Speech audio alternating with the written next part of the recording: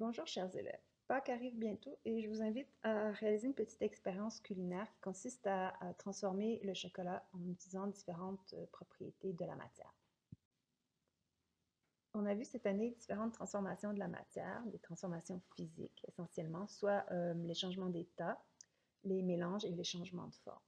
On va utiliser ces différentes propriétés de la matière pour transformer notre chocolat, puis on va également utiliser certaines propriétés caractéristiques qu'on a vues, soit les points d'ébullition et les points de fusion. Pour réaliser cette petite expérience culinaire, vous aurez besoin évidemment de chocolat.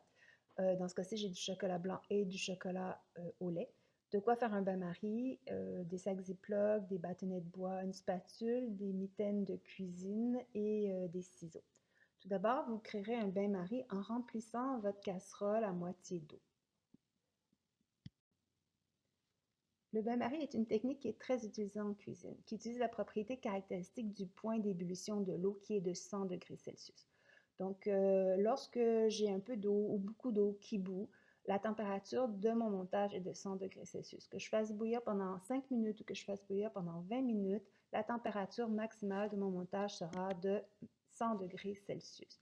Donc, ça permet d'éviter la caramélisation des sucres. Dans mon chocolat, j'ai différentes sortes de sucre et si mon sucre caramélise, il va changer la texture, le goût, la couleur de mon chocolat.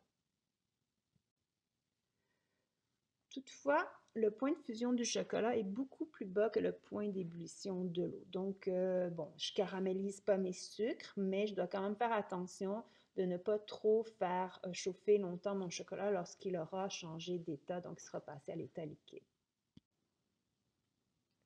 À l'aide de nos mitaines, on transfère le haut du bain-marie sur une autre surface.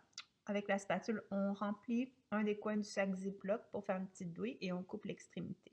On s'assure que l'ouverture n'est pas trop grande. À ce moment-ci, ça devient intéressant. Donc, on utilise notre créativité pour faire différentes formes. On peut utiliser nos bâtons de bois pour faire des sucettes. Et l'idéal, c'est d'utiliser un papier parchemin en dessous, mais si vous n'en avez pas, vous pouvez utiliser une plaque à biscuits.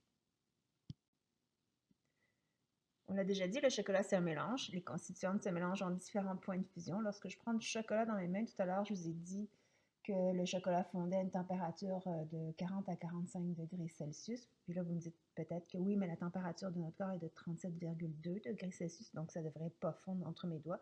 Mais comme ces mélanges, les différents constituants de ce mélange ont gardé leur point de fusion. Donc, certains des constituants de ce mélange-là ont un point de fusion plus bas que 37 degrés Celsius. C'est pour ça que dans mes mains, le chocolat fond. Cuisiner, c'est aussi faire de science, alors je vous invite à expérimenter. Au revoir.